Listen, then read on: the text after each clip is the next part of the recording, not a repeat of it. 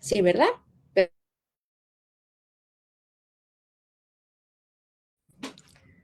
Muy bien, muchas gracias, Belia.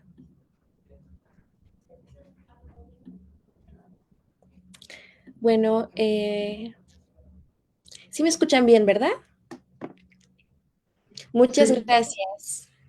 Hola, ¿qué tal? Muy buenas tardes, bienvenidos y bienvenidas a la RIER a Puertas Abiertas, Investigaciones Educativas en Territorios Rurales. Estamos en la segunda edición y les doy la más cordial bienvenida a quienes nos acompañan directamente en la sala de Zoom y a quienes nos sintonizan por Facebook también. Una cordial bienvenida, muchas gracias por estar aquí. El día de hoy tenemos, como es habitual, dos ponencias con dos personalidades muy distinguidas. La primera de ellas a cargo del doctor Esteban García Hernández y la segunda a cargo del doctor Luis Ernesto Solano Becerril.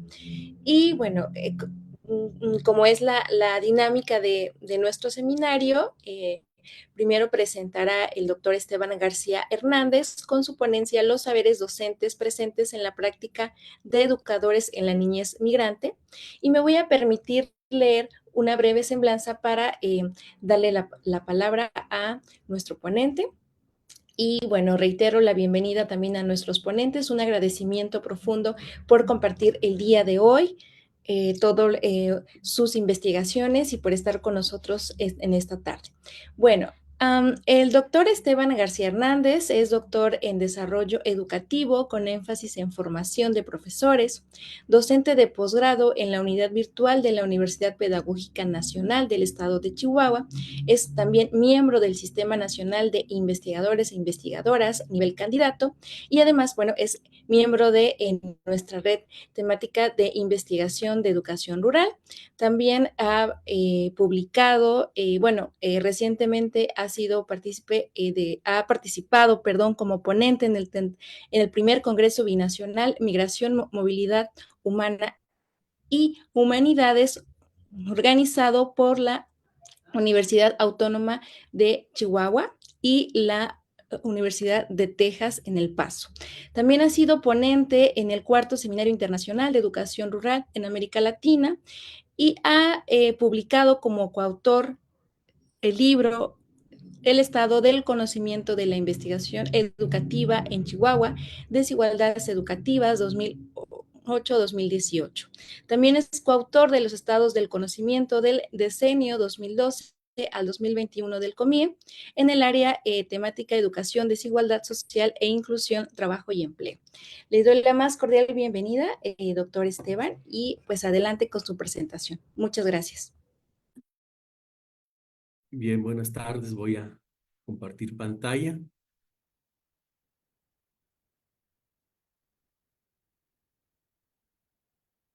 Yo creo que ahí ya se ve, ¿verdad? Sí, la estamos viendo. Muchas gracias. De manera inicial, buenas tardes a todos quienes están en esta reunión virtual el día de hoy. Agradezco a los organizadores, en este caso a quien trabajará con nosotros en esta sesión, a Itzel Cabrera Belia Torres. Y pues un gusto estar aquí en esta segunda edición de la Riera Puertas Abiertas, donde se abre este espacio para presentar investigación educativa realizada en contextos rurales. El tema que voy a presentarles es derivado de un trabajo de investigación que denomino los saberes docentes presentes en la práctica de educadores de la niñez migrante. Y de manera muy general, voy a plantear algunos tres ideas generales como antecedentes. El derecho a la educación como prioridad en el mundo, establecido por organismos internacionales como UNESCO, y la presencia o el aumento, la expansión de la matrícula que se está dando a nivel internacional para educación, principalmente para educación básica, en lo cual México está teniendo esta expansión también, principalmente en educación primaria, donde se habla ya de casi una universalización de niñas, niños que se integran a este nivel. Sin embargo, tenemos un grupo que son los niños que menos asisten a la escuela, En realidad son 8 subgrupos en los cuales se encuentran los niñas, niños y adolescentes de familias jornaleras agrícolas migrantes, que constituyen el grupo social que se ha identificado con menos posibilidades de acceder al derecho a la educación. Lo que se ha encontrado en investigación en relación a la educación de este grupo es que es un fenómeno multicausal, y aquí me voy a centrar específicamente en procesos de formación docente que tienen que ver con la educación de niñas, niños y adolescentes de familias jornaleras agrícolas. Lo que encontré de manera inicial fue en relación a los docentes que educan a la niñez migrante, es que se relacionan con acciones de capacitación y actualización, pero estas son aisladas, no hay un seguimiento. Se habla de procesos de formación para este grupo de educadores, que es un proceso descontextualizado y con alta rotación de docentes, de tal forma que no se consigue establecer un perfil ideal para los docentes que atienden a estas niñas y niños. Hay dificultades de realizar acciones de acompañamiento por los contextos donde ellos trabajan, y específicamente en Chihuahua encontré una alternativa que fue la organización de consejos técnicos estatales y regionales, y al analizar los contenidos, eran contenidos específicamente así se manejaban, como capacitaciones para los docentes. Al tener primer contacto con los educadores en sus centros de trabajo, me doy cuenta de la variedad de prácticas pedagógicas que están presentes en sus aulas, y entonces me planteo como alternativa no tanto revisar los procesos de actualización que se establecen para ellos, sino una necesidad de reconocer lo que ellos ya hacen desde las aulas y recuperarlo en un estudio.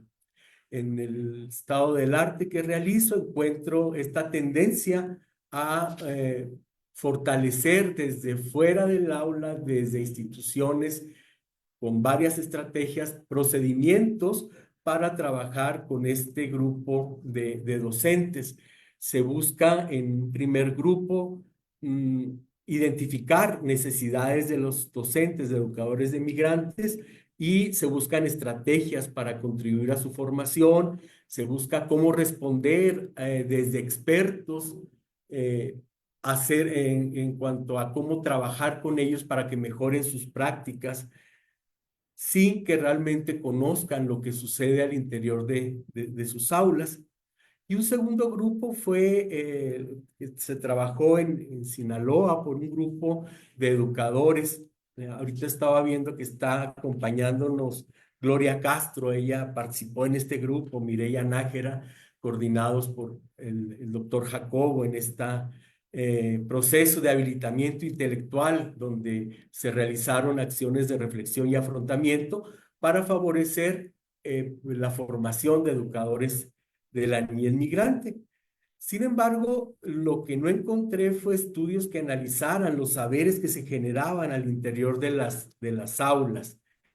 De ahí entonces eh, me aboco en esta investigación a buscar aprender desde lo que pasa en las aulas, los procesos que los educadores de población migrante implementan y ponen a prueba para responder a necesidades de aprendizaje, no solo de sus alumnos, sino de las familias migrantes. El objetivo de la investigación general es analizar saberes docentes que aplican profesores al prestar atención educativa a esta población migrante en centros escolares del estado de Chihuahua. Esto durante el ciclo escolar 2017, que fue cuando inició el trabajo de investigación, y específicamente me centraba en la organización de los grupos, qué saberes docentes consideraban los profesores para organizar el grupo, para seleccionar contenidos que enseñaban en las aulas y para diseñar algunas actividades didácticas. Con esto pretendo contribuir al campo educativo, presentando a los docentes como intelectualmente activos, capaces de desarrollar su trabajo con poblaciones en situación de muy alta vulnerabilidad y que son atípicas para el sistema educativo, para un sistema educativo como el nuestro que busca homogeneizar en las prácticas. Y para el ámbito de política educativa, dar a conocer elementos para que quien diseña programas dirigidos a población migrante observen la posibilidad que desde las aulas hay de generar una pedagogía derivada del trabajo que los docentes hacen con migrantes. Fui a revisar fundamentos teóricos y en una línea del tiempo identificar desde los 1900 el interés que surge por la investigación educativa hasta los 80, 1980, donde ya hay un reconocimiento de la importancia de estudiar conocimiento del profesorado. Sin embargo, el modelo que prevalecía o prevalece incluso, perdón, es un modelo de la racionalidad técnica, es el dominante para conceptualizar el conocimiento profesional. Y a partir de este modelo, la práctica o el formar a los docentes consiste en darles conocimiento teórico y técnico para que ellos lo apliquen en contextos, independientemente de las características que los contextos presentan. Encontré una serie de autores también en contra de este modelo. No me detengo a revisar uno a uno, pero sí hay una alternativa en cuanto a este planteamiento de formar de manera vertical al docente por un grupo de expertos y repensar la práctica y las prácticas para a partir de ahí generar elementos para el desarrollo profesional. A nivel internacional encontré trabajos desde Israel, España, Canadá, Estados Unidos, Argentina, incluso México, con el trabajo de Paola Arteaga, de Antonio Candela, del DIE, en relación a saberes docentes.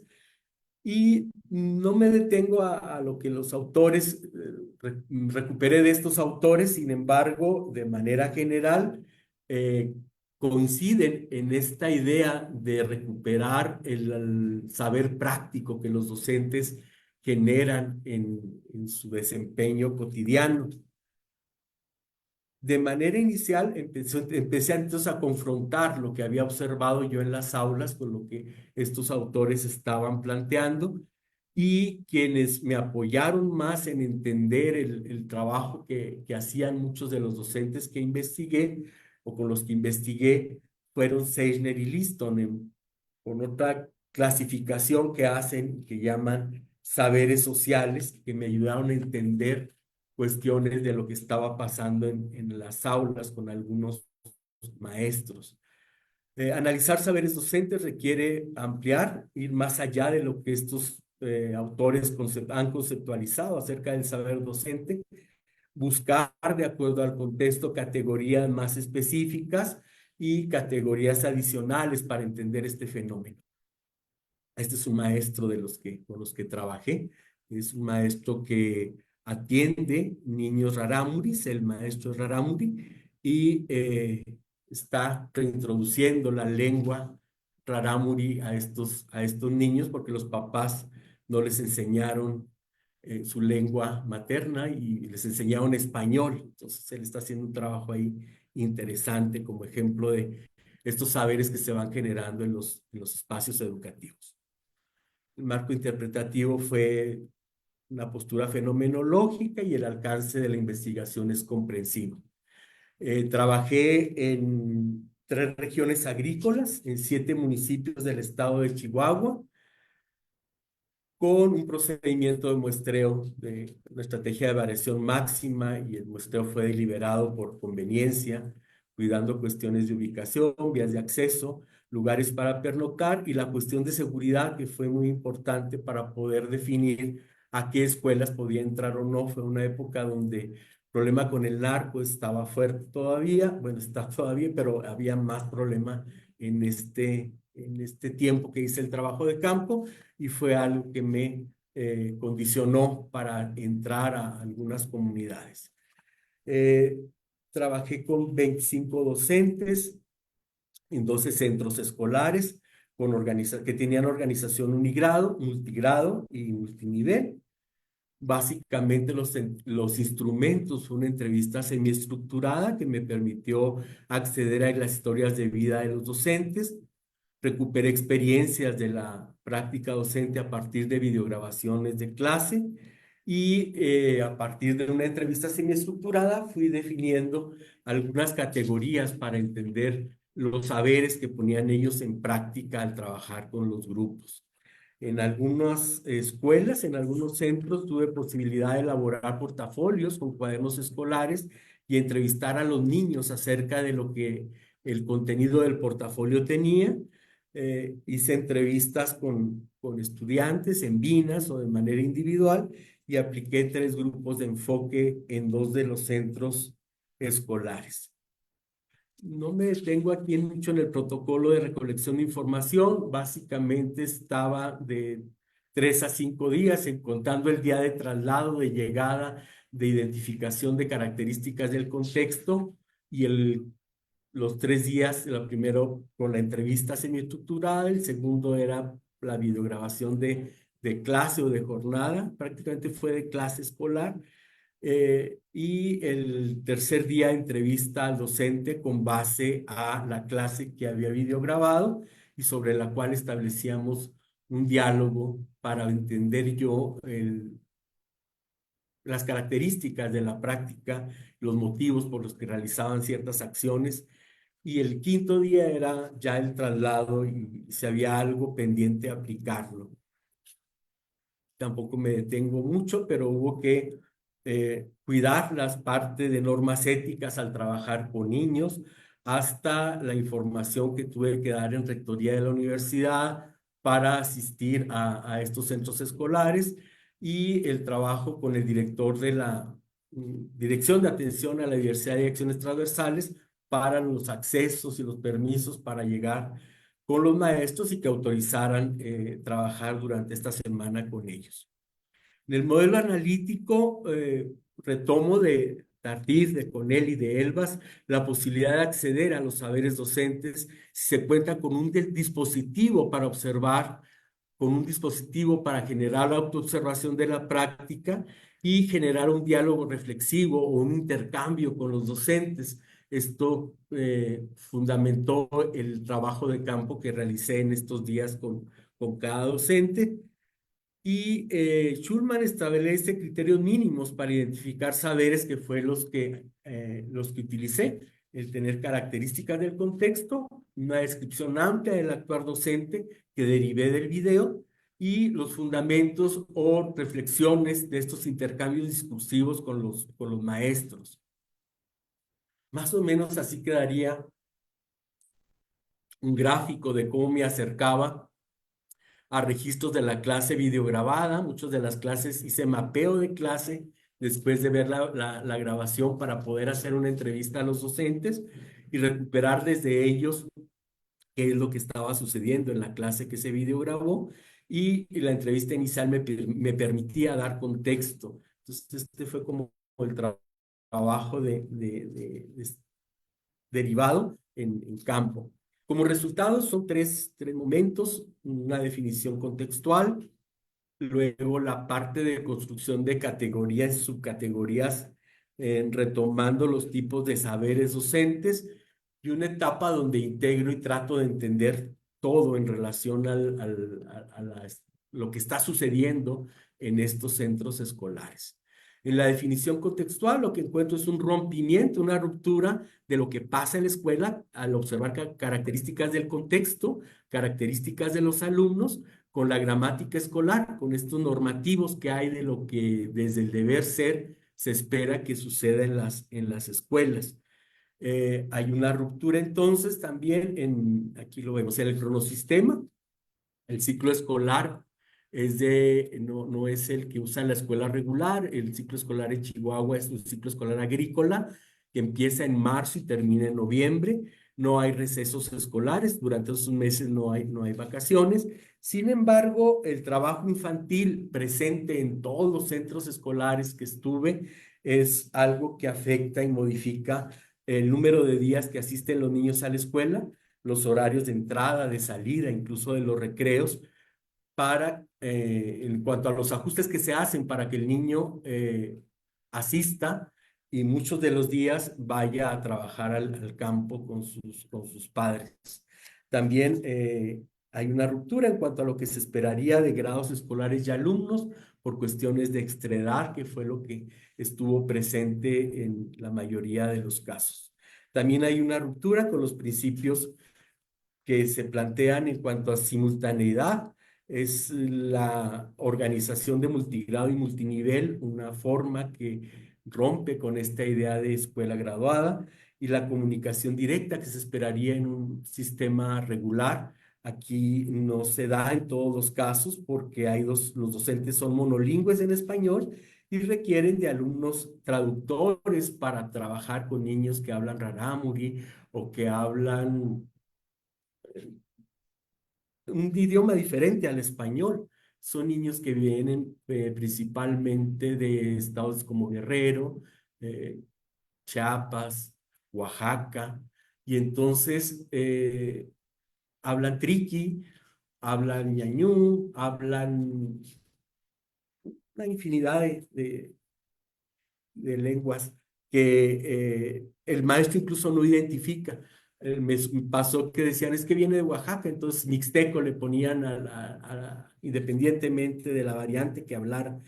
Y la selección de contenidos académicos es generada por el docente, no cuentan con planes y programas de estudio, no cuentan con libros de texto, precisamente porque como entran en marzo, ya la estadística para la Secretaría se dio en agosto y entonces no fueron considerados para la dotación de planes, de programas, de libros de texto. Entonces, toda esta ruptura genera o detona que el docente actúe y trabaje de forma muy diferente a como en una escuela regular se esperaría que trabajara.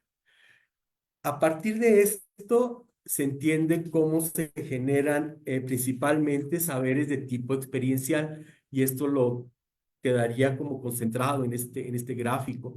La parte que viene de saberes que lo denomino heteroestructurados, cuando hablan de saberes que aprendieron en la universidad pedagógica, en la escuela normal, en algún curso de capacitación, saberes que tienen que ver con la disciplina que están enseñando o quien retoma alguna cuestión curricular. Principalmente me interesaba la parte de saberes autoestructurados, los que ellos generan a partir de su experiencia, o saberes prácticos le llaman a algunos autores. Y lo más importante que encuentro son dentro de este grupo saberes sociales, es decir, saberes que el docente genera a partir de querer responder a las necesidades y características de la población que está atendiendo. Son docentes que buscan y son sensibles a las características del contexto de los niños y a partir de ahí empiezan a idear y a diseñar formas para enseñar cuestiones tan básicas como la lectura, la escritura, o enseñar el español en algún momento con algún grupo de niños, enseñar cuestiones de matemáticas básicas también. Y entonces esto fue lo que empecé a reorganizar a partir de lo que la teoría estaba diciendo, pero mucho a partir de manera emergente de lo que con los docentes pasaban. Este tipo de gráfico me permitió entender cómo se organizaban los docentes, cómo organizaban sus grupos. Y aquí, como ejemplo, pondría los saberes sociales que recupero a partir del quehacer del docente. Mire, eh, esta idea de escuela no graduada lo encontré aplicado por una maestra en el caso, en La Minita se llama la escuela para migrantes. Ahí la maestra no trabajaba con primero, segundo, tercer grado, todos eran alumnos y entonces lo que generaba era la posibilidad que tenían o el nivel de construcción de lengua escrita para trabajar en el grupo A, quienes no, iniciaban apenas en el grupo B, quienes leían algunas frases o palabras, y en el grupo C, quienes ya eran capaces de leer un texto. Entonces, para esta maestra no existía primero, segundo, tercero, o sea, tenía todos los niños y trabajaba de acuerdo al nivel de desempeño que presentaban, principalmente en lengua escrita. Y esto lo asociaba a la necesidad que la comunidad exigía de que los niños aprendieran a leer y escribir. en el caso de Betebachi, es un albergue. Aquí se manejaba tema único con diferentes niveles de complejidad y al entrevistar a la maestra, pues yo dije, ¿ha trabajado con multigrado o es un curso que tomó en relación a multigrado? Y era más bien explicado desde su lógica, que decía, es que les pongo un problema y luego los que lo resuelven más rápido, pues se los hago más complejo y los que lo van resolviendo, que no lo pueden resolver, busco si es porque no manejan sistema decimal y entonces les planteo estrategias para que trabajen con características de sistema decimal, pero era mucho desde una parte intuitiva que ella buscaba para dar atención a los alumnos. O algo muy interesante en la escuela del caso Laderas, ahí lo que había un procedimiento de movilidad intergrupal. Los niños estaban por grado, pero en algún momento, si a un niño le interesaba de segundo una temática de cuarto, se iba a la mesa de los niños de cuarto, o si la maestra veía que ya era muy fácil la actividad del grupo de tercero, se llevaba al niño con los alumnos de quinto y entonces un niño podía transitar por diferentes mesas a lo largo de la mañana, dependiendo del tema, del interés que tuviera y lo que la maestra consideraba que era lo que el niño iba necesitando. En la garita, allí eran niños del estado de Guerrero, la maestra me decía, son mixtecos, y ahí lo que había es procesos de socialización básicos. A ella lo que tenía era como un plan de acogida para los niños, para que sintieran confianza en ella, en la escuela, en, en gente que, no que hablaba español y que le era ajena pues a lo que ellos traían como costumbres, como características, y entonces todo lo que hacía el tiempo que estuve observando fue procesos de socialización para ellos. Y en el Oasis, lo que observé fue maestros, donde la maestra inicialmente estaba asignada a preescolar, el maestro a primaria, a los 6 grados de primaria, pero la maestra era rarámuri y hablaba lengua. El docente no, el docente hablaba únicamente español, pero tenía muchos alumnos rarámuris que no necesariamente hablaban español de manera fluida. Lo que hicieron fue juntar los dos grupos y entonces parte del grupo, parte de la clase la trabajaba la docente en rarámuri, el docente participaba en español. Cuando algún niño tenía problema para entenderle al docente, la maestra se acercaba y trabajaba en Rarámuri con él. Y entonces era una organización que tenían que no estaba planteada así ante la secretaría. Ellos les decían, ella es la maestra de preescolar, él es el de primaria, pero ya en la práctica funcionaban y planeaban las actividades de esta manera para poder responder a la necesidad de la lengua de los niños rarámuris. Y mucho la focalización de casos como el de Santa María y el Centro de Atención Integral para Niños o Población Migrante en relación a procesos de construcción de la lengua escrita, pero asociados a temas que tenían que ver con el contexto del cual venían los niños, tenían como sede o lugar de origen. Entonces, este tipo de saberes se fueron organizando, se fueron buscando entender, se fueron documentando, y a partir de ahí, fui entendiendo todo este proceso que los docentes generaban para responder a los niños con estos saberes sociales. Ella es la maestra que tenía este intercambio intergrupal. Entonces, de repente ahí veía una niña que estaba en secundaria con los niños que estaban en sexto, pero luego podía pasar con el grupo de quinto.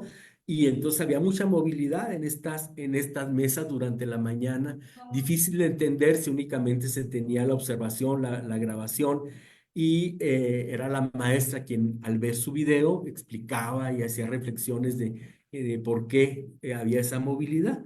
Este es el caso del Oasis, ella es la maestra Raramuri, él es el maestro Chabochi, nos dicen a los mestizos, los Raramuris, y el movimiento que tenían en la foto de abajo era constante entre andar con niños dependiendo del nivel de manejo de lengua en español o en rarámuri, y los dos trabajaban de manera muy coordinada.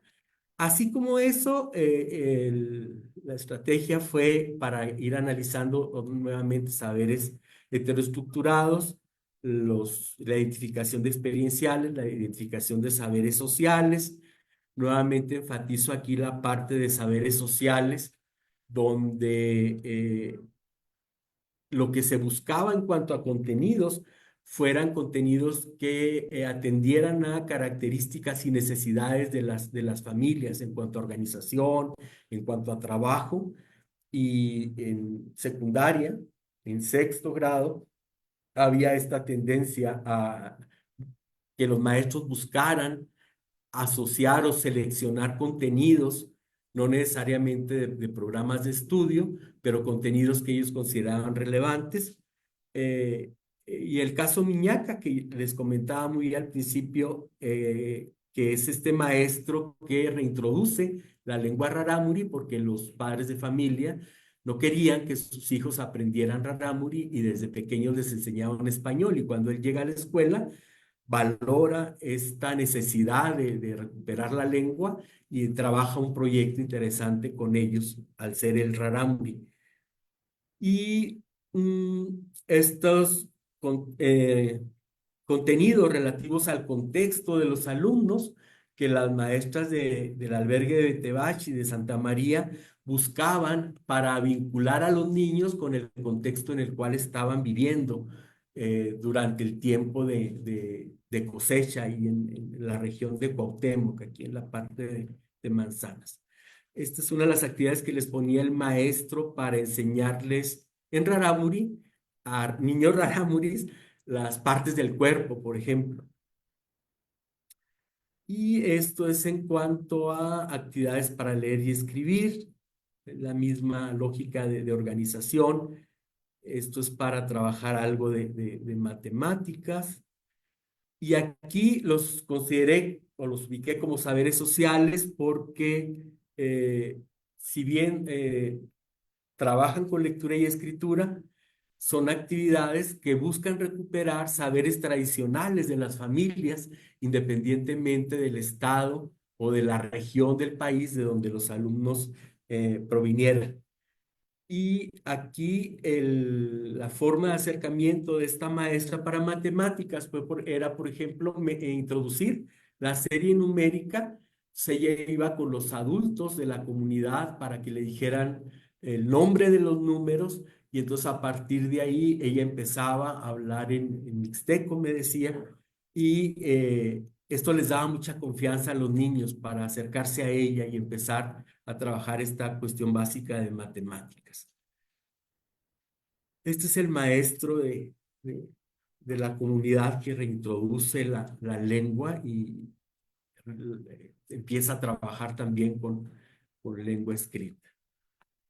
Esta es la maestra que trabaja con niños mixtecos y ella aprende pues palabras inicialmente y después frases que le permiten no solo comunicarse a los niños, con los niños, sino crear con ellos un clima de confianza.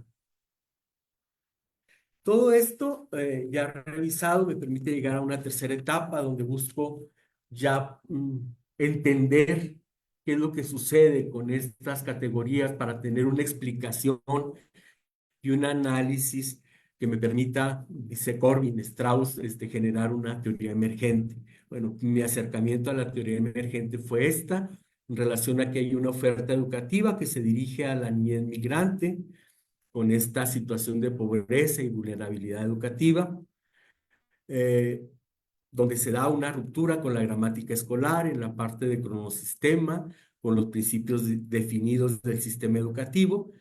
Y entonces esto genera presencia de saberes docentes en cuanto a organización del aula, en cuanto a selección de contenido, en cuanto a actividades didácticas, donde hay un predominio de saberes generados desde el propio docente a partir de esta necesidad de responder a otro formato que no es el de gramática escolar. Y hay esta categoría que surge donde se observa una autonomía, pero no es una autonomía que llamo autonomía emergente, es una autonomía limitada al conocimiento para atender a esta población migrante, eh, a partir de la carencia de medios para enseñarlos y con acciones formativas que son y que responden a este modelo de racionalidad técnica. Este proceso de autonomía emergente nos lleva a observar en estos 25 docentes la toma de decisiones, donde ellos asumen responsabilidad, aplican y construyen formas de atención y de enseñanza para los alumnos, pero es diferente a lo que en teoría estaríamos buscando cuando hablamos de autonomía profesional. No es esa autonomía emancipadora, transformadora, es una autonomía que surge por esta necesidad de dar respuesta a estas características de los alumnos, lo que nos lleva a otra necesidad de generar espacios donde a partir de esto que el docente hace se generen reflexiones, se generen explicaciones más allá de descripciones lineales de lo que pasa en las aulas y la necesidad de investigar más y documentar procesos que se están dirigiendo a la población migrante. ¿Qué aprendí con esto? Pues la posibilidad de construir una pedagogía alterna a la que se establece de manera oficial, incluso alterna a la nueva escuela mexicana en función de las características tan específicas que se plantean, porque pudiéramos decir que la nueva escuela mexicana ahora surge de la contextualización, pero con todos estos lineamientos ya preestablecidos, como que hay tipos de proyectos y que hay formas para identificar la lectura del mundo. O sea, creo que eso puede apoyar esto que los docentes hacen, pero no visto de manera vertical y aplicado hacia lo que el docente hace, sino entendiendo primero este saber que el docente genera en el aula y luego que entre en revisión y en diálogo más horizontal con lo que plantean otras alternativas. Bien, sería de mi parte todo. Gracias por su atención. Muchísimas gracias, doctor Esteban, por esta presentación que sin duda pues, pone la atención sobre un tema que es de mucha relevancia social, también para la investigación educativa en territorios rurales, que es la niñez migrante y que, bueno, se ve atravesada por muchísimos fenómenos sociales, ¿no? Bueno, pues muchas gracias, doctor Esteban, por su tiempo, su presentación. Y bueno, pues ahora quisiera invitar a nuestros compañeros y compañeras que están en el Zoom a que compartan sus comentarios, dudas, preguntas sobre lo que nos compartió el doctor Esteban. Lo pueden hacer escribiendo sus comentarios en el chat o bien encendiendo su micrófono para pues compartir de viva voz sus observaciones, comentarios, dudas. Y también a quienes nos sintonizan a través de Facebook, pues les invito a compartirnos aquí, los vamos a estar leyendo. Aquí Claudia Bustillos en Facebook nos dice magnífica presentación. Y por acá Diana Solares ya levantó su mano. Adelante, Diana, si gustas encender tu micrófono.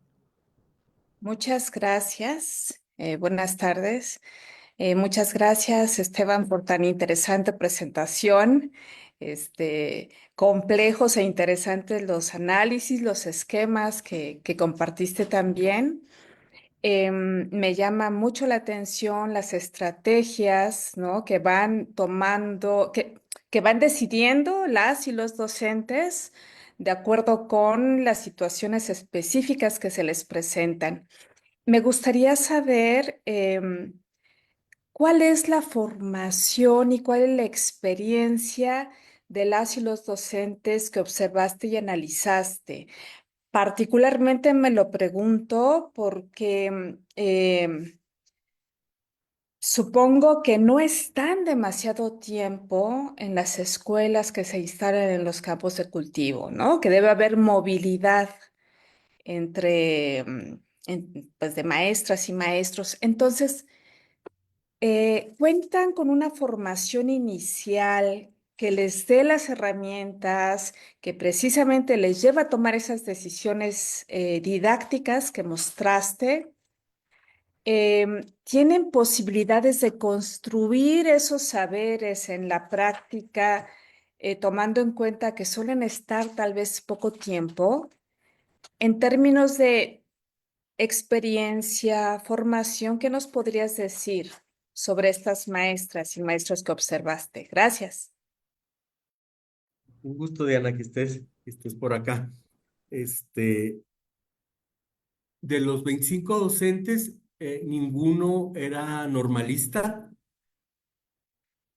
Los maestros normalistas buscan al egresar tener una plaza y entonces salen con el perfil. Y entonces aquí lo que hizo el programa de atención a la niñez migrante fue abrir una convocatoria.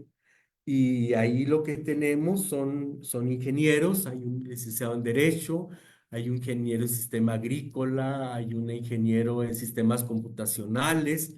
Quien más tendría un perfil parecido al del docente sería quien hizo estudios de la licenciatura en intervención educativa de la Universidad Pedagógica Nacional del Estado de Chihuahua. Entonces, como formación, no tienen esa característica de haber trabajado, de haber egresado de una escuela normal, por ejemplo.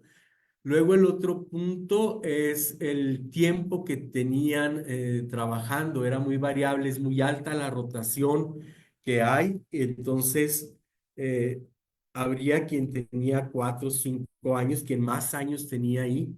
Y eran personas que vivían en la comunidad o cercana a la comunidad donde estaba el centro escolar y tenían, por ejemplo, un perfil de ingeniero en sistemas computacionales. Recuerdo una de las maestras y que había encontrado la posibilidad de trabajar, pero además se había sensibilizado mucho en relación a este grupo y buscaba entonces alternativas en cuanto a trabajo con situaciones didácticas que fueran favorables. Era muy poca la posibilidad que tienen también de interactuar en estos centros escolares. El único de organización completa era el CAINMI, el Centro de Atención Integral, donde ahí había 9 docentes, uno para secundaria, 6 para primaria y 2 para preescolar, que tenían más posibilidad de dialogar y de comentar acerca de las estrategias que pudieran estar trabajando. El resto de los maestros era unitario y en comunidades muy lejanas una de la otra y con posibilidades de reunirse en lo que llamaban el Consejo Técnico, que no es el que conocemos de manera oficial, sino eran reuniones de maestros de migrantes y tenían 1 o 2 reuniones de esas al año con la característica que presentaba, que buscan más que recuperar todo este proceso que ellos llevan a cabo, decirles cómo trabajar y dotarlos de estrategias, que los maestros me decían, es que lo que me dicen en el curso no me es útil. Me repetían, por ejemplo, cuestiones que les enseñaban en cuanto a estructura de lengua escrita. Decían, es que en el curso vimos los niveles de conceptualización de la lengua escrita.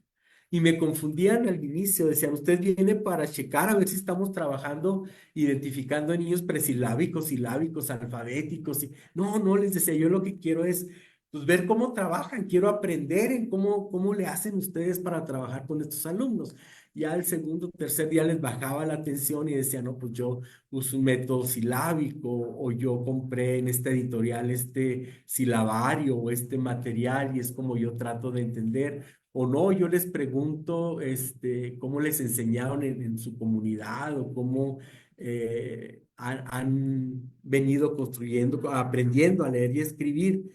Y entonces eran como esas las situaciones, pero respondiendo hacia una alta rotación, no con un perfil de normalistas y con poca posibilidad de interactuar entre ellos para compartir experiencias en cuanto al trabajo que hacían y mucho temor ante el externo que era yo de que fuera a fiscalizarlos y les dijera, a ver el programa, a ver la unidad, a ver el bloque uno, a ver la ficha para evaluar. O sea, ese era como lo primero. Todo el primer día antes de entrar a la escuela era, yo vengo a aprender de lo que ustedes hacen porque es interesante conocer cómo trabajan con un grupo con las características que tienen los migrantes. No sabemos en la universidad pedagógica ni en las normales cómo se da este proceso y por ahí ir tratando, pero al inicio sí era difícil. Era mucho temor de que no les iba a cuadrar la estadística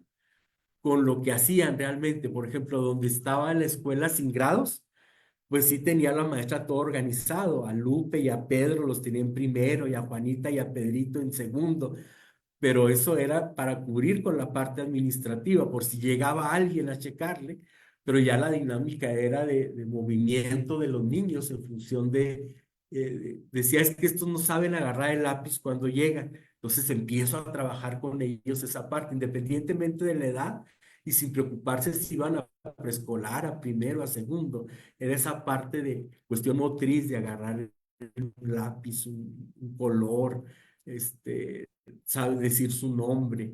Eso sería como el formato. Entonces estaban con ese temor que, que eso, por cierto, no lo documenté. Ahorita creo que es muy importante en función de esta situación de entender esta parte que los lleva a cumplir con la cuestión normativa, dar la apariencia de que trabajan niveles de conceptualización, por ejemplo, y la parte que tiene que ver con la cuestión administrativa.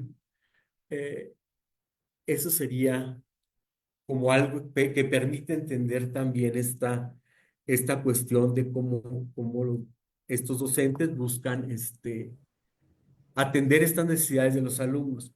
Y la otra cuestión es que eran 25 y había que centrarse en menos casos y a profundidad de estudiar lo que pasaba en casos específicos, pero en este estudio lo que sucedió es que llegó pandemia, pero aparte lo que decía Diana, una alta rotación. Entonces al siguiente ciclo escolar ya no encontré a los maestros porque habían concursado, habían ganado plaza, habían encontrado trabajo en la carrera para la cual estaban estudiando, y entonces tuve que entrarle así como que sin la profundidad necesaria que requeriría el trabajo, con 25 docentes y sin tener este nivel de profundidad en casos específicos para tener una mayor comprensión de lo que ahí sucedía. Muchísimas gracias, doctor Esteban. Diana, ¿quieres comentar algo más? Es que vi tu micrófono. Perdón, solo decir que muchas gracias. Gracias por la respuesta, muy interesante. Gracias. Muchas gracias, Diana. Y bueno, en efecto, pues añade una dimensión mucho más interesante a lo que ya se comentaba. Y bueno, por acá Giovanni Luna Cortés en Facebook nos dice saludos al maestro Esteban, excelente lo que nos comparte y bueno, coincido totalmente. Y Belia Torres tenía su manita levantada, entonces adelante Belia, si gustas compartir. Gracias. Sí, gracias, Itzel. Pues nada más bien felicitar a Esteban por la presentación. Supongo que hay muchas cosas que quedaron fuera, ¿no? Y también entiendo que la centralidad de la investigación fue como los saberes, ¿no? Y la práctica de estos docentes. Pero yo también tenía algunas preguntas y no sé si pudieras aprovechar esta sesión ya después de la exposición un poco relacionadas con lo que decía Diana. O sea, yo pensaba, el estudio también te dio elementos para poder justo caracterizar qué tipo de atención educativa se le da a la niñez migrante, ¿no? O sea, como un poco nos hablabas de estos 25 perfiles que son perfiles diversos y con unas características muy particulares de los docentes y maestros y maestros. Y yo también me preguntaba un poco, pues, cuáles son esa diversidad también de modalidades. Entiendo que decías, algunos eran albergues, por ejemplo, otros no necesariamente albergues, y la diversidad de contextos, ¿no? O sea, como un poco pensando cómo estos aspectos que nos mencionas de los saberes y los distintos tipos de prácticas y los distintos tipos de, sí, como de conocimientos que se desarrollan y las estrategias, pues también obedecen mucho al tipo de contexto, al tipo de perfil del profesor y al tipo de modalidad, ¿no? Entonces, más bien yo pensaba si nos pudieras ahondar ahorita un poquito como qué encontraste de esos 25 casos, sea, como qué modalidades eran, todas eran albergues, no eran albergues, qué tipo de institución, o sea, como un poco pensando en esa diversidad y creo que justo el aporte que ya está muy claro y que nos mencionas también es una primera caracterización de cuál es el tipo de educación con esta diversidad también pensando de perfiles lingüísticos, ¿no? De la población, de los perfiles de los niños y las niñas en cada escuela es muy diferente de dónde vienen, o sea, como un poco como esa diversidad, si nos pudieras explicar ahorita, porque justo creo que los contextos son muy determinantes y no tan periféricos en esto que tú ya,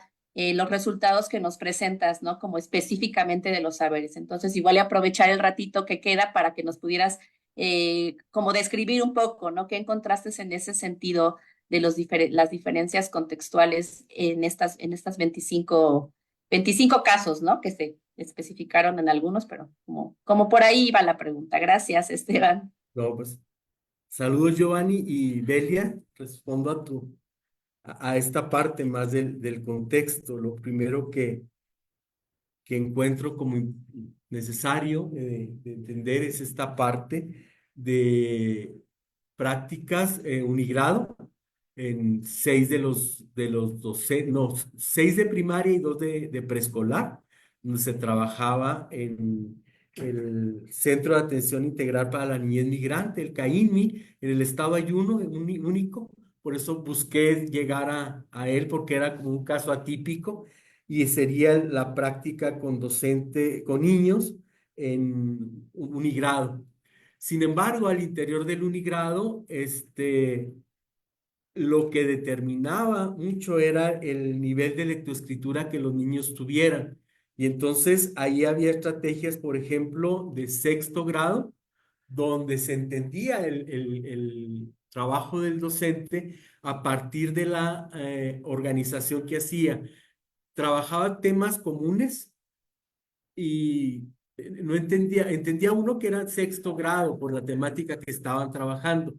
Sin embargo, había un momento en el que cuando había que escribir, separaba a 4 niños.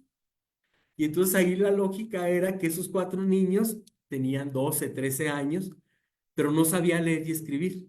Llegaron al campo agrícola y entraron a la escuela, los ubicaron en primero y les daba vergüenza ir. Entonces, la forma para integrarlos a la escuela fue decirles, ustedes no saben leer y escribir, van a estar con los niños grandes, con los de sexto, van a hacer todas las actividades que hacen los alumnos de sexto, pero cuando sea necesario escribir, los vamos a separar y llevaban un libro aparte con actividades, era un silabario, donde ellos trabajaban con las sílabas, iban formando palabras y pedían apoyo incluso a los niños que sí sabían leer y escribir. Entonces, era un unigrado, pero con esta característica dentro de cada grupo, que aceptaba a los niños porque venían de Sinaloa, por ejemplo, con su boleta de tercero, pero si no trabajaba, no leía y escribía, entonces había actividades como especiales de lectoescritura, porque había llegado a tercero ahí no por edad, sino por la boleta que traía, pero atendiendo a esta necesidad. Luego teníamos un segundo grupo de los multigrado, que era la mayoría de los casos con niños de primero a sexto, o de los 3 grados de preescolar, o los 3 grados de secundaria, que en una de las secundarias tenían esta modalidad de multigrado. Y se hacía más complejo en los grupos multinivel, donde entraba uno con el maestro unitario y tenía niños de preescolar y niños de primaria, o niños de primaria y niños de secundaria. Y en algún caso, o 2 casos, en Santa María, recuerdo, era una escuela, un centro que tenía pocos niños en primero, por decir algo, eran 6 niños en primero, en primaria, perdón, 2 de preescolar y 2 de secundaria.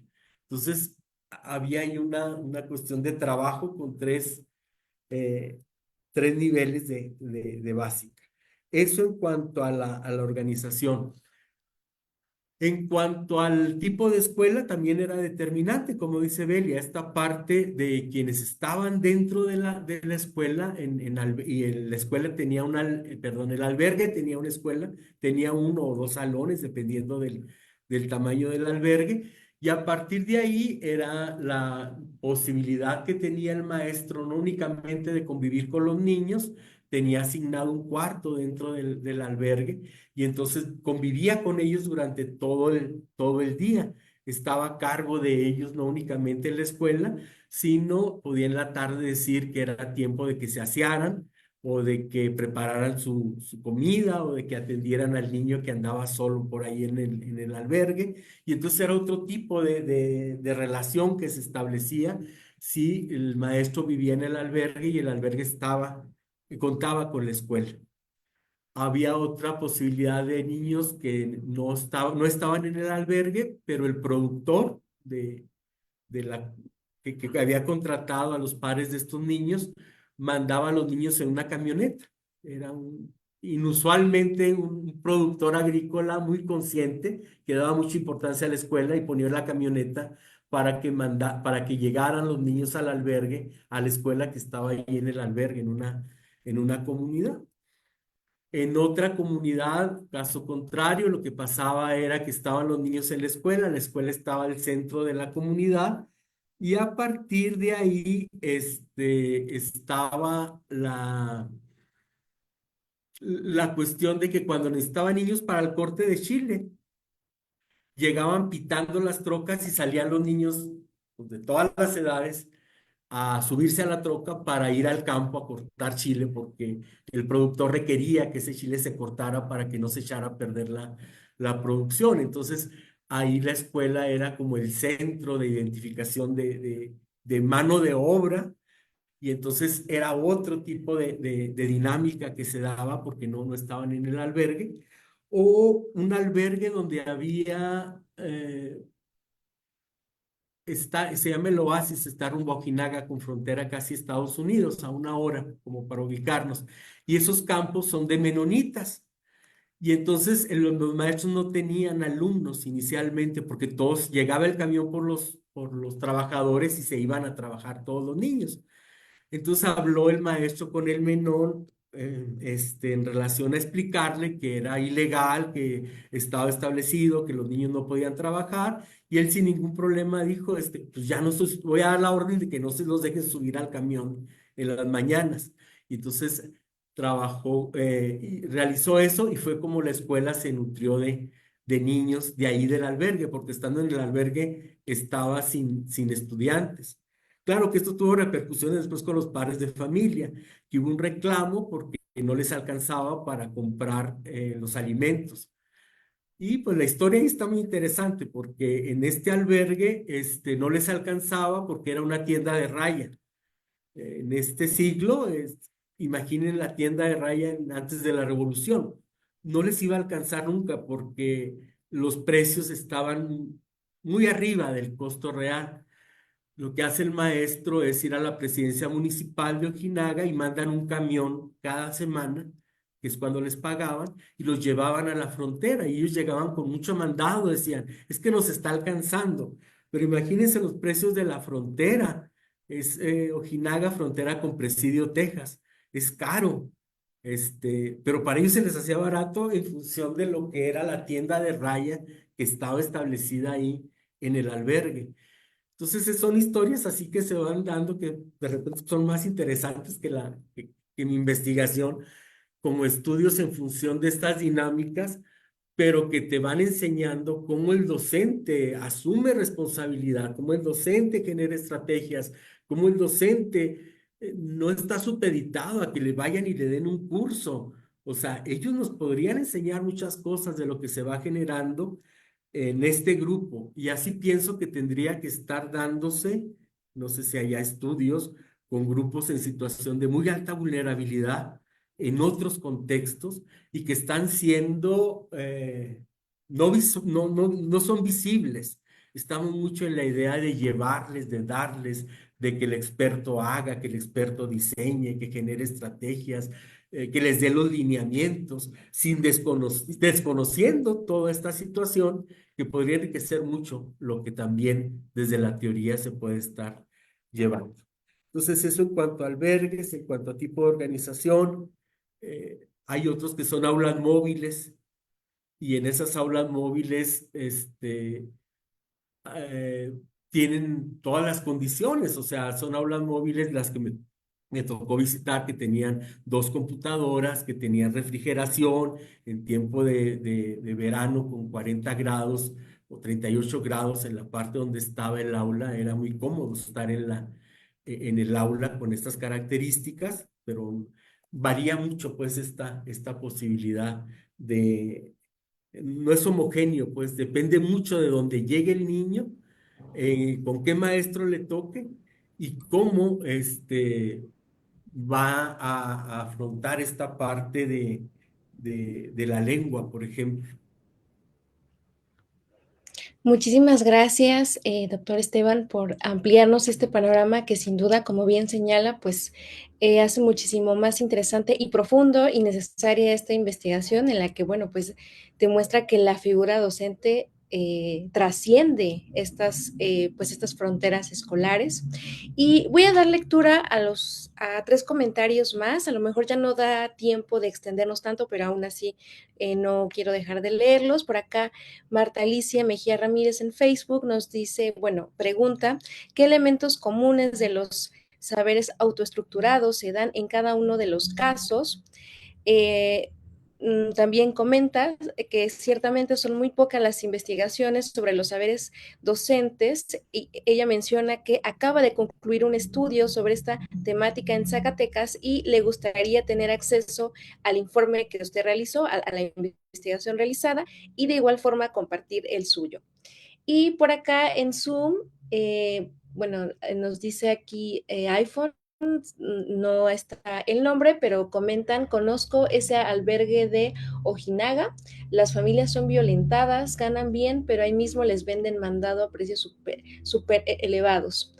Están un tiempo y se van. Qué gran aprendizaje con su indagación, doctor. Usted vivió desde dentro la situación, yo solo desde el exterior de ese albergue. A lo mejor, doctor Esteban, algún comentario a manera de cierre en el que pues englobe estos 3 pues comentarios, ¿no? Para ir cerrando y poder pasar a la siguiente presentación. Gracias. Seguiré enfatizando esta necesidad de aprender desde las escuelas, de aprender las formas de trabajar con poblaciones. Ahorita hablo de migrantes, pero son muchas las poblaciones en situación con mucha vulnerabilidad que tendríamos que estar recuperando más que estar dictando lineamientos y formas y estrategias de trabajo.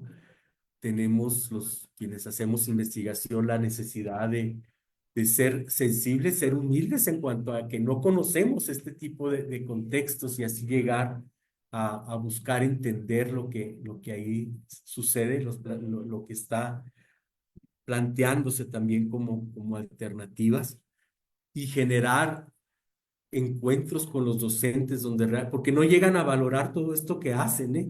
Esa es otra de las cuestiones, porque me decían, ¿y por qué escribe eso? Porque es importante, les digo, porque es una forma de entender lo que está pasando, pero es lo que yo hago a diario, pues eso que haces a diario es algo valioso. Como profe puedes hacerlo y creo que eso lo hemos perdido mucho los docentes en general, no únicamente los profes de migrantes, el no valorar lo que hacemos, el no documentarlo y el no vernos como protagonistas de las pedagogías.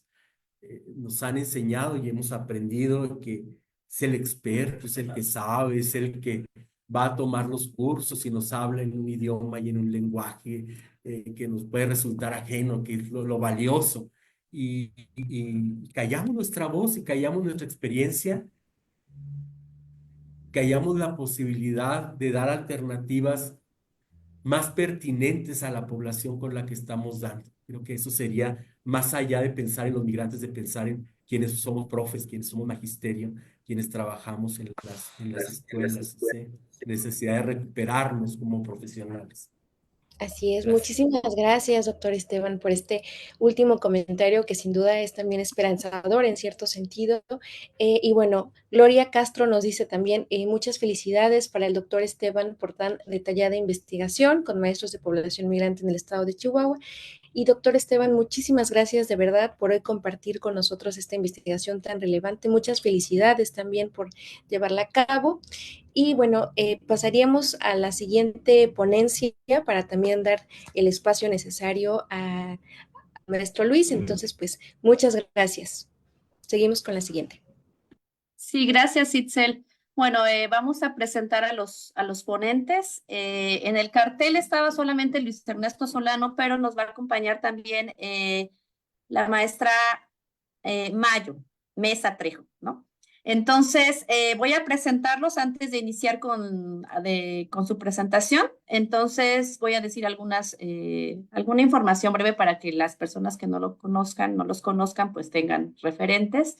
Luis Ernesto Solano Becerril es investigador de tiempo completo en la Universidad La Salle Bajío, licenciado en Sociología por la Universidad Autónoma Metropolitana, maestro en Investigación Educativa y doctor en Estudios Socioculturales por la Universidad Autónoma de Aguascalientes.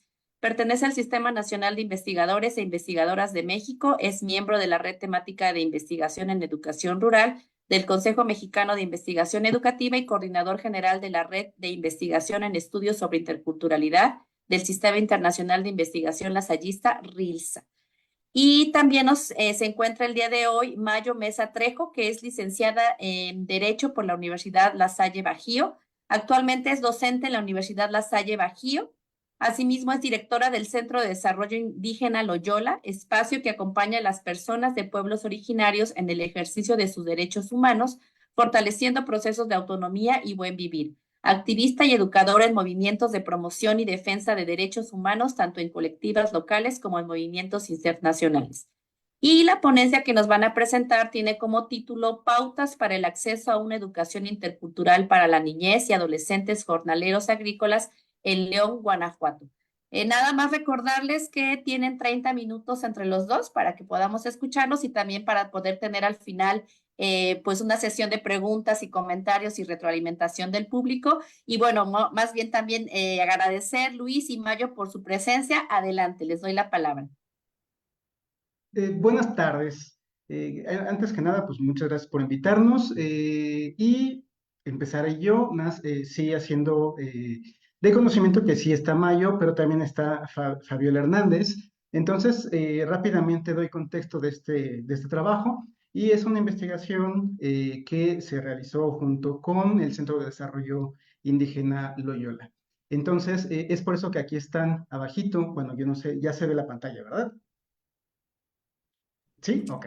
Sí, Es por eso que Sí. están y aparecen, gracias Mayo, los nombres, ¿no? Mayo Mesa, Fabiola Hernández, también en su momento, en toda la investigación, estuvo acompañándonos Florencia Martínez y también hay voces del Centro de Desarrollo Indígena Loyola y voces de las familias Nusabi. Todos ellos somos partícipes de esta investigación. Entonces, rápidamente les explicamos como que el contexto general y que comparte mucho con lo que acaba de comentar Esteban, ¿no?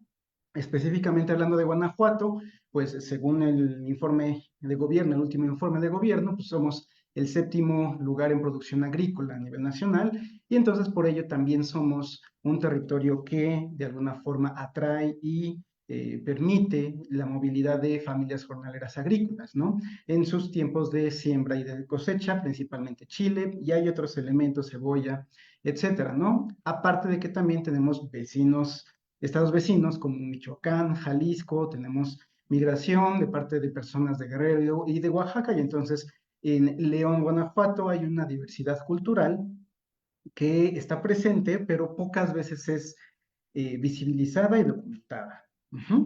En cuanto al trabajo de las familias jornaleras agrícolas, compartimos también todo esto que habla Esteban, ¿no? Existe una precarización del trabajo asalariado de las familias jornaleras. Ciertamente hay un aumento de precios, hay un aumento de los rendimientos productivos que no siempre se ve reflejada en aumentos de los salarios para las familias, ¿no? La contratación de mano de obra es para personas indígenas migrantes, a veces monolingües, muchas veces con ventaja de los empleadores, ya sea medianos o pequeños, medianos o grandes productores. Los pequeños tienen, coincido también, que a veces tienen una conciencia y permiten la instalación de escuelas y demás, pero es una situación ahí compleja, ¿no? La contratación por supuesto que no siguen los estándares mínimos de regulación, no tienen un salario, entonces su salario es a destajo, no tienen una jornada laboral específica, no tienen acceso a prestaciones de vivienda, salud, etcétera, a pesar de que la agricultura es una de las actividades esenciales para la vida y se vio en pandemia.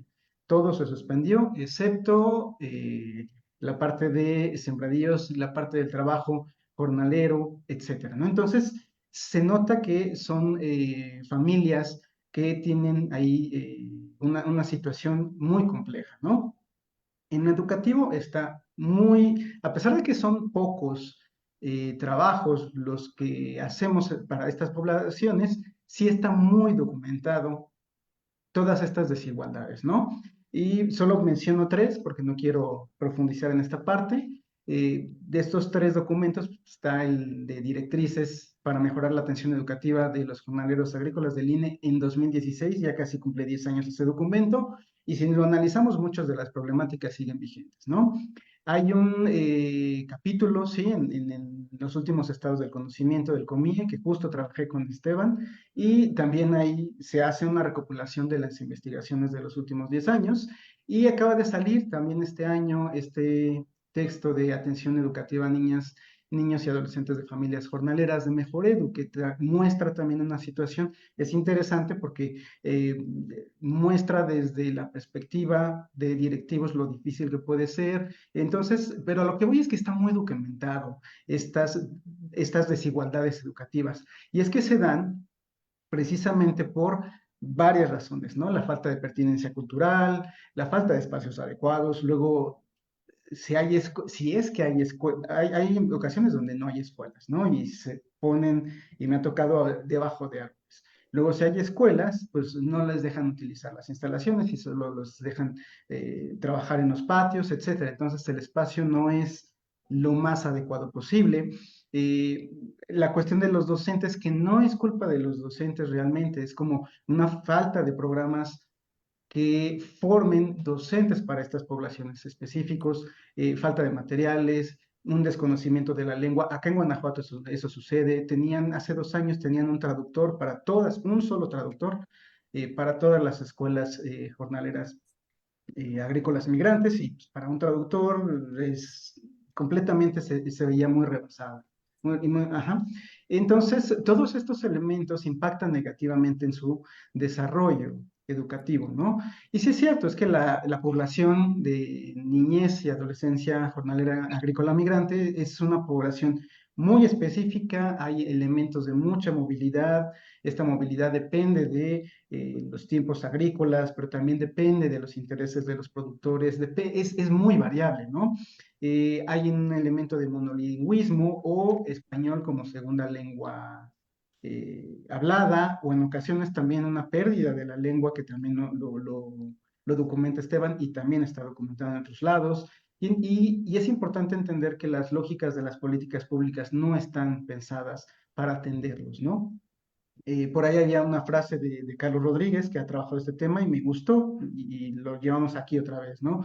No son las y los niños quienes abandonan la escuela, es la escuela quien nos abandona, porque no ha encontrado, y es bastante complejo, pero no ha encontrado tal vez la forma en que puedan adaptarse a este tipo de población. En cuanto a León, Guanajuato, que es lo que vengo a presentar el día de hoy, pues en primera, vengo a presentar el trabajo que se ha hecho con el Centro de Desarrollo Indígena Loyola, el CEDIL.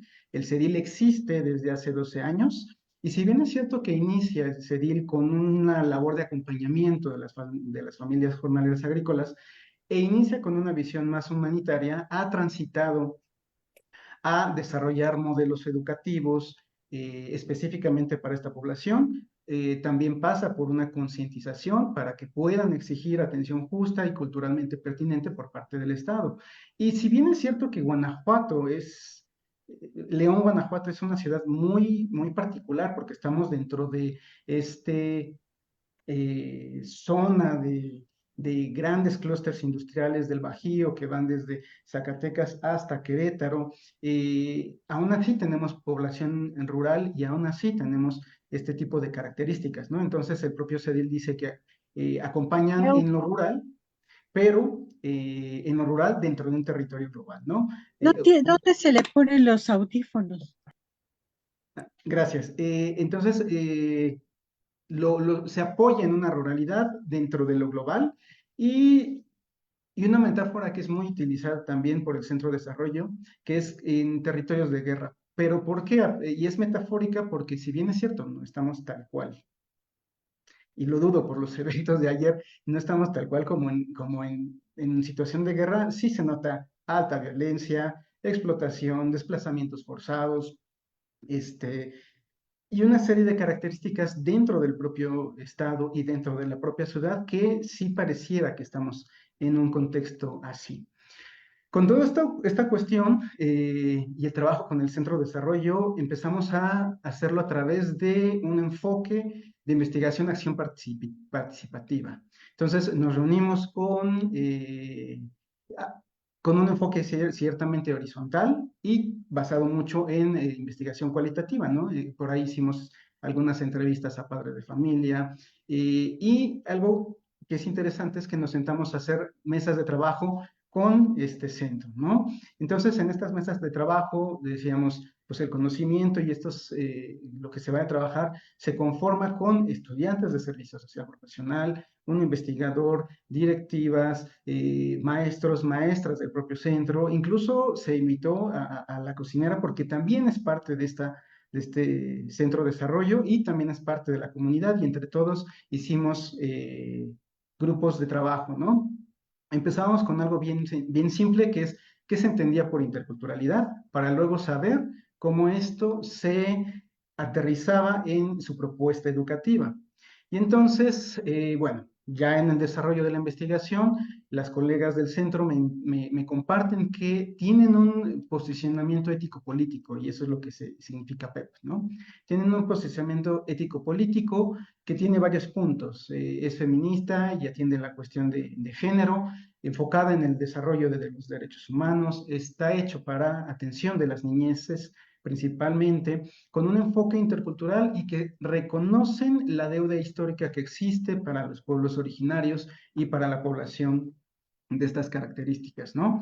Y entonces tienen esta base ético-política que se aterriza a la educación intercultural. En su primer momento con el centro había varias definiciones por todos lados, por los docentes, por los estudiantes, por los propios directivas, y lo que era constante es que todo el mundo hablaba de desigualdades sistémicas. Y entonces, haciendo ya trabajo de investigación y de reinterpretar la información, encontramos que estas bases ético-políticas se concretan en principios orientadores, ¿no? Cinco principios orientadores y estos principios se aterrizan ya en la acción en sus programas. Entonces, estos 5 principios son fortalecimiento de identidad, vinculación con la vida cotidiana de las familias jornaleras agrícolas, una pertinencia lingüística, se busca esto, incorporación de los saberes de las familias a el currículum y a la propia vida de la escuela, y un ajuste a necesidades. Es decir, la escuela se tiene que ajustar a las necesidades de las familias y no al revés.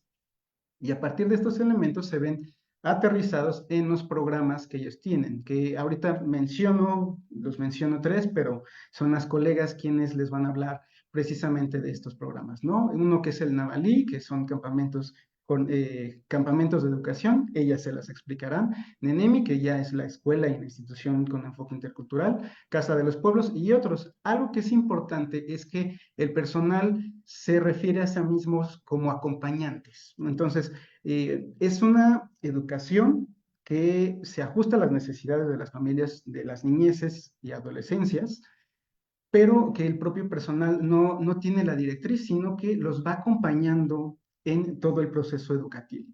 Y a partir de este momento también cedo la palabra a Mayo y a Fabi, quienes son también parte de esta investigación y ellas son quienes son también partes y dirigentes del Centro de Desarrollo Indígena y les dejo la voz para que ellas sean quienes expliquen todas las pautas que hacen para el acceso.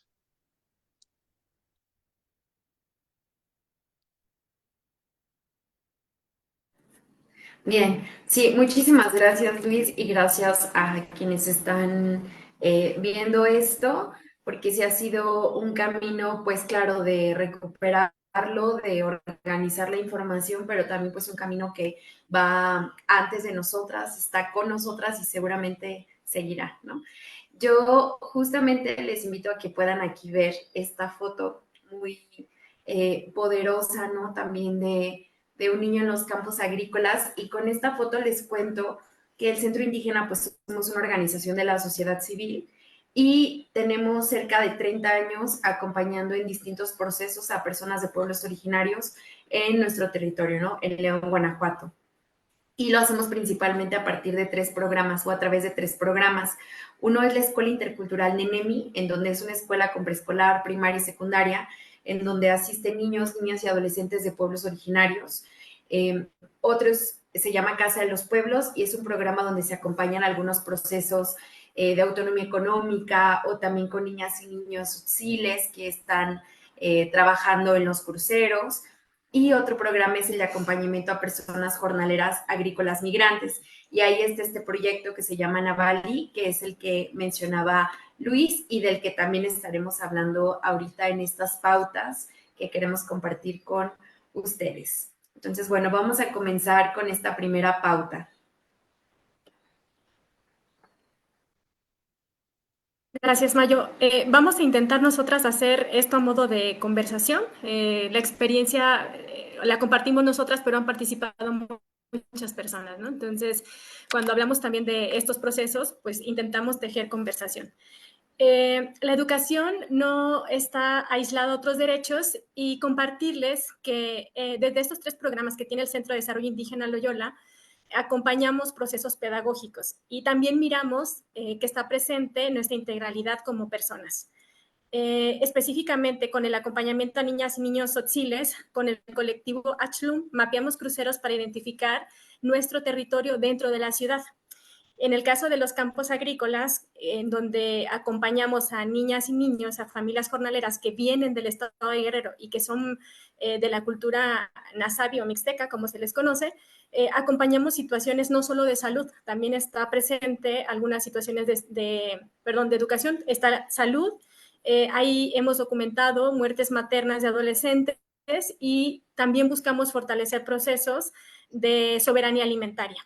En nuestro quehacer como centro indígena hemos pensado en una base de derechos que responden a nuestro actuar y desde ahí miramos, ¿no? Como el derecho a la educación, a la salud, a una vida libre de violencia, al trabajo digno, entre otros. Y también es una práctica cotidiana el cuestionar si estos derechos, como están reconocidos, responden o resuenan con los contextos de las niñas y los niños o de las familias jornaleras. Si hay que mirar desde otro enfoque o si hay que reinterpretar. Sí, y bueno, como siempre escuchamos, ¿no? Que los derechos humanos son inherentes a las personas, pero cómo pensarlos puestos en un ejercicio práctico de vida cotidiana, ¿no? De ejercicio de derechos y esta interrelación que existe entre ellos y dentro de la persona, ¿no? Cómo pensar como que parte de estas pautas, por eso decimos la educación no es aislada a otros derechos, como una de estas pautas es saber que siempre es pensar la educación en la integralidad de derechos. También reconocemos que el derecho a la educación tiene un estrecho vínculo con otros derechos, como ya mencionábamos, la soberanía alimentaria, el derecho a la salud, al juego, a la recreación, y que no están aislados. No es que en un tiempo de escuela o de aula no puedas jugar, porque luego se dice, ¿no? Como no porque solo están jugando, ¿no? Como que si pudiéramos dividir y no mirar todo desde una integralidad. Entonces decimos, bueno, es que no podemos separar otros derechos del derecho a la educación, como que los tiempos de otras formas de educar son o de acompañar son distintos a los tiempos del capital. Sí, y por ejemplo, hablando de la seguridad alimentaria o de la inseguridad alimentaria que está presente en los campos, pues es una realidad que atraviesa la vida de muchas personas, ¿no? Que no hay un acceso a una alimentación adecuada, variada, suficiente, inocua, equilibrada y completa. Y que además de verlo desde una mirada de la seguridad alimentaria, hablamos de la soberanía alimentaria, que pues se ha sido arrebatada de nuestras manos y también de las niñas y los niños y de los pueblos, porque ya tenemos anulada la posibilidad de sembrar, de cosechar nuestros alimentos, y que es muy, no sé si utilizar la palabra irónico, pues que está sembrando y cosechando alimento, que las personas jornaleras agrícolas son quienes sostienen la vida y el campo, y al mismo tiempo ya no hay una posibilidad de saber de dónde vienen los alimentos que se siguen consumiendo. Entonces, por eso también hablamos de este derecho a la soberanía alimentaria. En los campamentos Navalí, que le hemos llamado nosotros a este proyecto, Navalí es el plural para nombrar a niñas y niños en la lengua mixteca, acudimos a los campos diariamente y acompañamos de la jornada laboral de los padres, las madres, un tiempo a las niñas y niños, ¿no? Vamos, montamos una carpa en el campo y entonces es ahí en donde esta carpa se convierte en espacio de todo, de juego, de actividades, para dormir, para comer, para atender las situaciones de salud, ¿no? Y que no lo podemos mirar separado porque incluso la salud de las niñas y los niños está condicionada por estas condiciones en las que viven y en las que trabajan, ¿no? En los campos agrícolas, en muchos campos agrícolas de aquí del estado, no hay, por ejemplo, pues baños, tampoco tienen acceso al agua y no hay espacios para las niñas y los niños. Si las familias cortan en el sol, pues tampoco es que las niñas y los niños puedan acudir a un espacio que esté dentro del campo o un espacio para que ellos puedan estar ahí toda la jornada, ¿no? Entonces, también para nosotras es importante decir que no podemos mirar la educación aislada y que también tenemos y queremos responder a estas situaciones.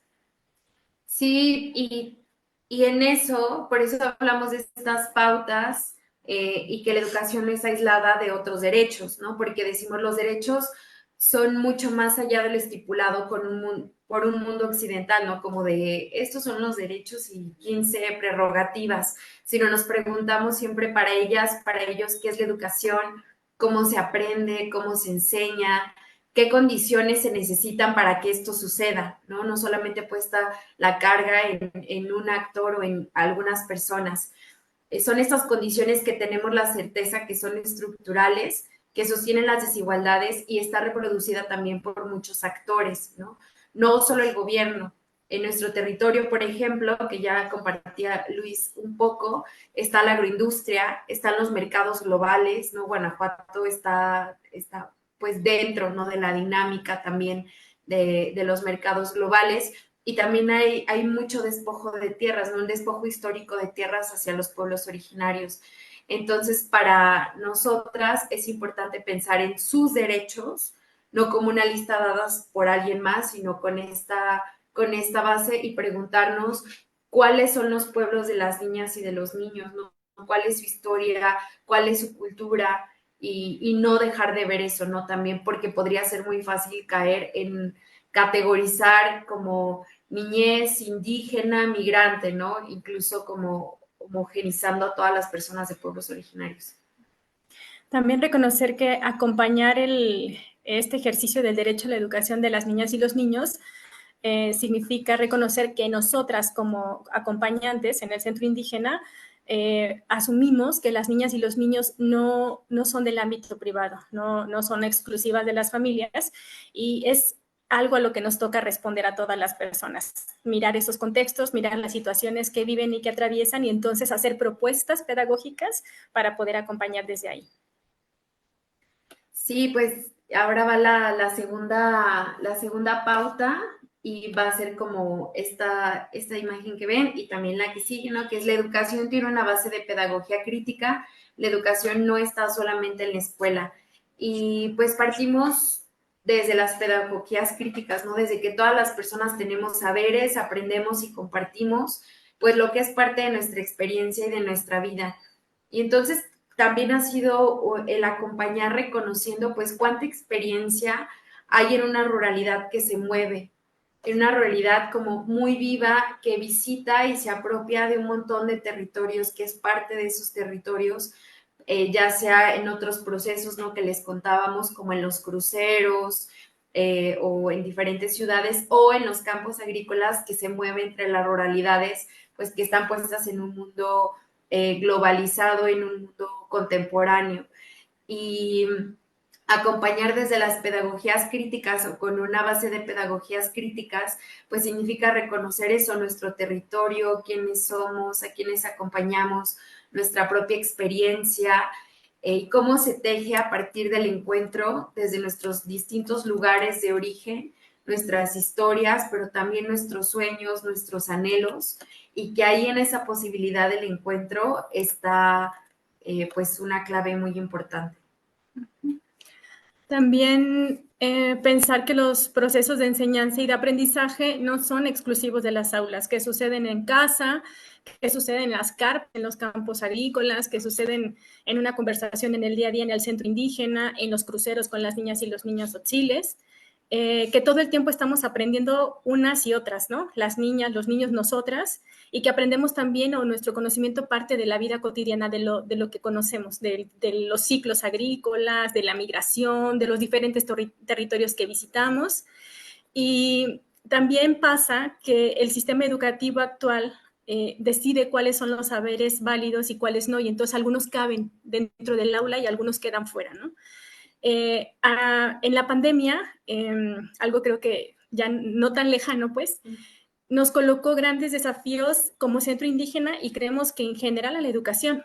Las escuelas cerraron, decimos que el mundo se virtualizó y en el CEDIL pensábamos como, ¿qué va a pasar con las niñas y los niños? O sea, no les vemos, no sabemos cuáles son sus miedos, sus temores, cómo vamos a acompañar esto incluso, ¿no? Y pensamos en opciones, pensamos en seguir acompañando desde una manera presencial, desde el mirar, acudimos a las colonias, ¿no? Para compartir en las calles, acudimos pues a los campos agrícolas y de ahí decíamos, es que la educación no pertenece exclusivamente a las aulas, ¿no? Que los diversos contextos nos desafían y que sí tenemos una responsabilidad como acompañantes, como maestras, maestros, de responder, una responsabilidad ética para dar una respuesta a todos esos contextos que van cambiando. En el caso concreto de los campos agrícolas, el ir al campo nos implica un diálogo con los agricultores, nos implica con muchos actores, ¿no? Con los cuadrilleros, caporales o mayordomos, con las mismas familias, con las niñas y los niños. Y hacemos también esto porque aunque sí existen algunos programas que acompañan a las niñas y a los niños después de la jornada de trabajo en unas viviendas, también reconocemos que muchas niñas y niños no participan. Llegan a lo mejor a veces grupos de 10 niñas o niñas y niños después de una jornada de 8 horas y también que hasta el momento, aunque existen estos programas, no hay cifras oficiales de cuántas niñas y niños continúan o concluyen sus estudios de educación básica en estos programas, ¿no? O en estos programas.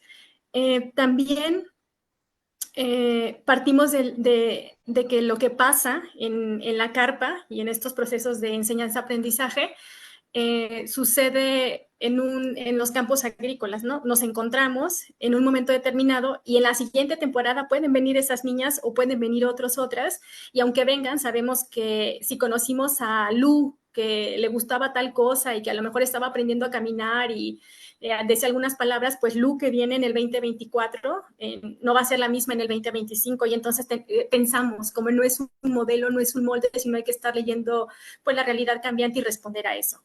Las personas que acompañamos, las personas adultas, buscamos más que enseñar eso, ¿no? Como acompañar y conocer cuáles son sus experiencias de vida en el campo, en los cruceros y en su vida cotidiana. Sí, y pensando pues en esta pauta, ¿no? De la base de pedagogías críticas, también, pues para nosotras ha implicado resonar con otras experiencias en otros territorios. Y lo que nos suena aquí, pues es que los afectos, la ternura, los cuidados, pues es base, ¿no? Para nuestro acompañamiento, para el acompañar, tener contacto, mirarnos, detenernos para preguntar, para escuchar. Y partimos de que reconocemos que estamos dentro de un sistema que despersonaliza y anula, ¿no?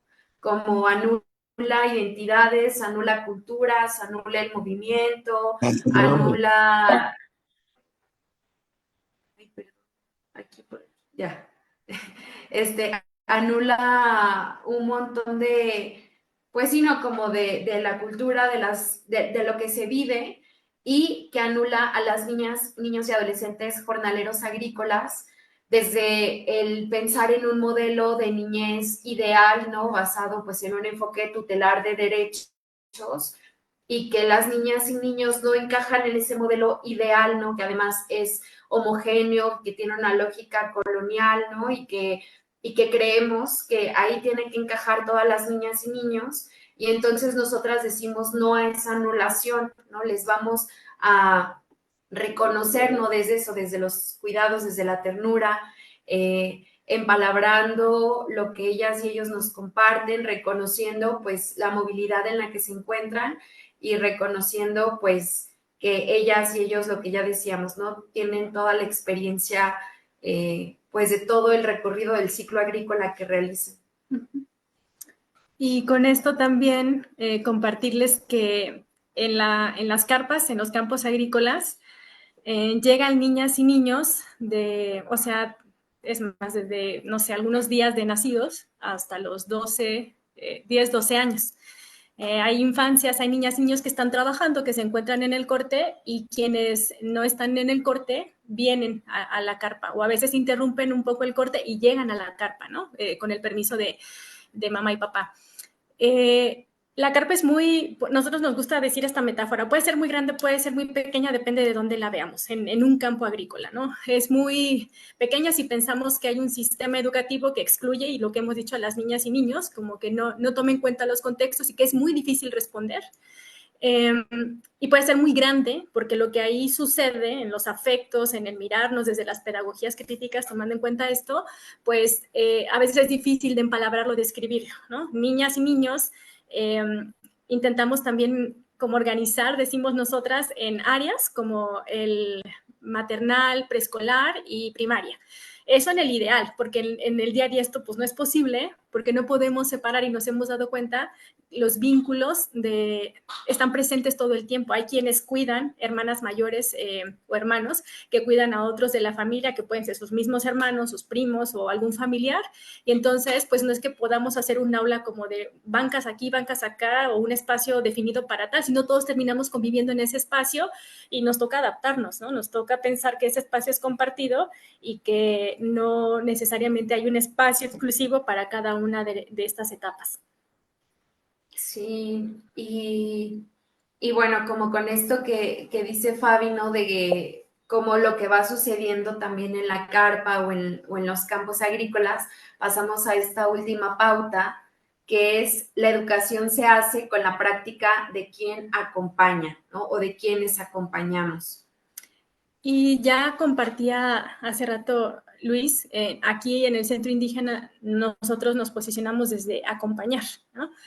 Y en esta relación, pues decimos que va más allá de maestro, maestra, alumno, alumna, porque nos interesa saber de las niñas y los niños que están con nosotras, compartiendo espacios, saberes, pues quiénes son, qué piensan de la migración, qué piensan del ciclo agrícola, cuál es su percepción de que haya agua en el campo, por ejemplo, para regar las plantas, pero no un baño para ellas y ellos, ¿no? La relación no se limita, pensamos a una escuela, a un espacio. Se propicia ahí un encuentro, pero eso da para mucho más. Conocer a las niñas y a los niños, nombrarles, conocer sus gustos, sus intereses y su experiencia de vida es parte de lo que nos hace acompañantes. Y en este ser acompañantes también hablamos de un proceso vivo de, como ya les decíamos hace rato, de casi 30 años, ¿no?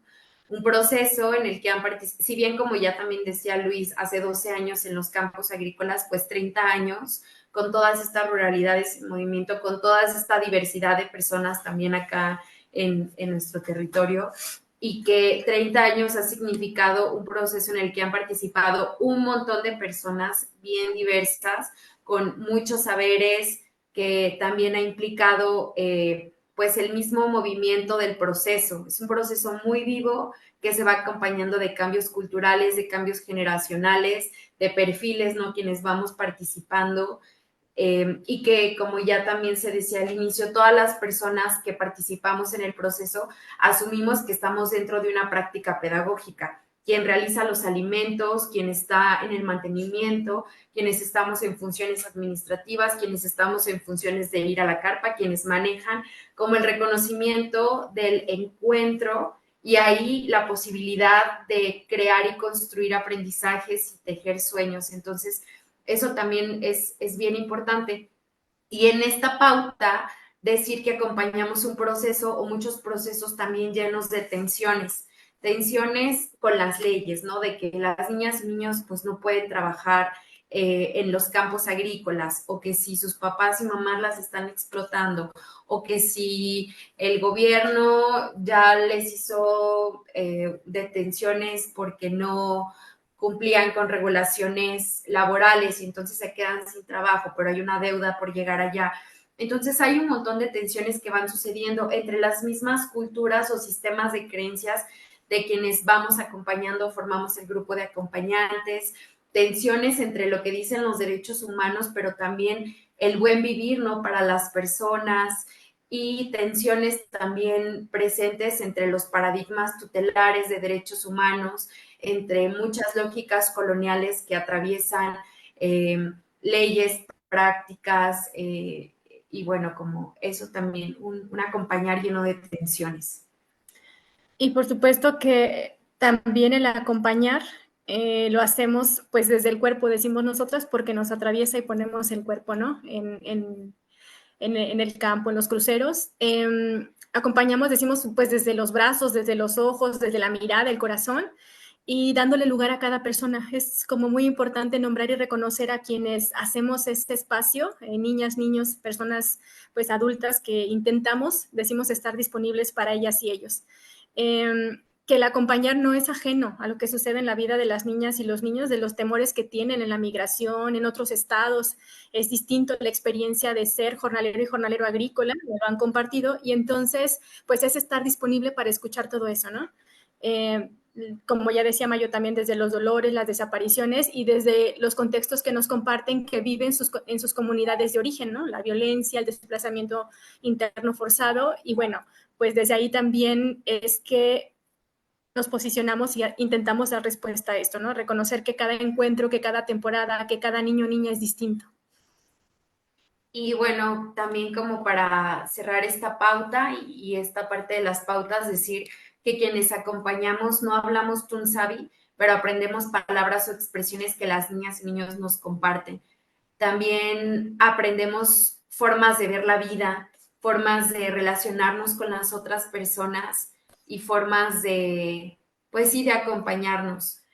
Y cuando ha sido posible, nos hemos acompañado de personas que hablan también su lengua, claro, y no podemos dejar de nombrar el papel central que toman las niñas y niños al interpretar a los demás en lo que se conversa, ¿no? Como las niñas y niños protagonistas de estos procesos. Pues hasta aquí dejamos Mayo y yo la conversación por si tienen preguntas, y decirles pues que esto es, o sea, son como 12 años de acompañar, 10 años, 11 años de campamentos. Las fotos que ustedes vieron son de el trabajo en los campamentos, en los campos agrícolas acá en León, Guanajuato, que intentamos que visualmente puedan describir esto que íbamos compartiendo, ¿no? Entonces esas fotos son pues de este caminar en estos años. Y pues estamos también abiertas para el conversar, para las preguntas que haya. Muchas gracias. Sí, y ya efectivamente hay otras experiencias desde la educación y desde la Secretaría de Educación de Guanajuato, pero esta es de las poquitas que provienen y que se generan desde la organización civil y que también consideramos que deberían de conocerse y tener también estos foros y estos espacios. Y ahora sí ya, para preguntas y respuestas, muchas gracias. Muy bien, pues muchas gracias Luis Ernesto, Fabiola y Mayo por su presentación. Bueno, vamos a dar pie a las preguntas y comentarios porque ya tenemos poquito tiempo. Iniciamos un poquito después por algunas cuestiones técnicas, pero también ya estamos cortos. Entonces, quisiera primero darle prioridad a los compañeros y compañeras aquí del Zoom, si hubiera algún comentario, alguna pregunta, algo que quisieran compartir. Y también a las personas que nos están siguiendo en la transmisión de Facebook, pues para que puedan colocar sus comentarios ahí en el video.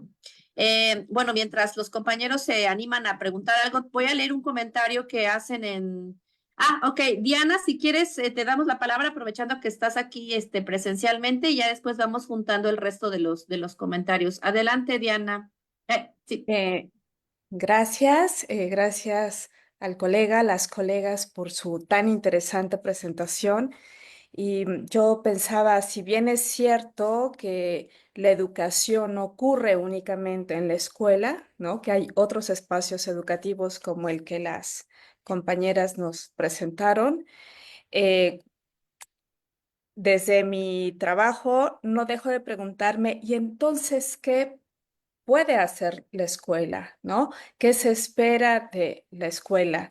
Estoy trabajando con una comunidad zapoteca en la Sierra Sur de Oaxaca y esta es una comunidad con población altamente migrante que trabaja en campos jornaleros agrícolas. Y conozco, veo a las niñas, a los niños y a sus familias, cómo se desenvuelven estando en su comunidad. Me va a tocar el martes próximo ver cómo van a sembrar la tierra como un proyecto escolar, ¿no? La tierra que es propia, eh, con cultivos, con productos agrícolas que les son propios. Y seguramente la forma como se desenvuelven, cómo se manifiestan, y me imagino que hasta el cuerpo mismo de cómo se mueve en la tierra propia con las familias, debe ser distinto a cómo ocurre en un campo agrícola que no es el propio, ¿no? Entonces, no sé qué podrían compartir, bueno, seguro pueden más compartirnos mucho respecto a esta reflexión, ¿no? O a esta pregunta que abro de si bien la escuela no es el único espacio educativo, de acuerdo con las experiencias que nos han compartido ustedes, y entonces, ¿qué podría esperarse en el espacio escolar? Gracias. Gracias, Diana. Voy a juntar las preguntas que tenemos, para que podamos hacer como una ronda colectiva. Entonces, gracias, Diana. Ahora voy a dar pie a dos preguntas que están aquí en el chat y a la que les comentaba del Facebook. Mireya Rubio nos pregunta, ¿cómo responden los niños a la pedagogía de la ternura cuando vienen muchos de ellos de familias con expresiones poco afectivas? Y también dice, me encanta el sentido de que todos los que están en contacto con los niños son educadores. ¿Hay alguna formación especial con estas personas que participan, además de los docentes?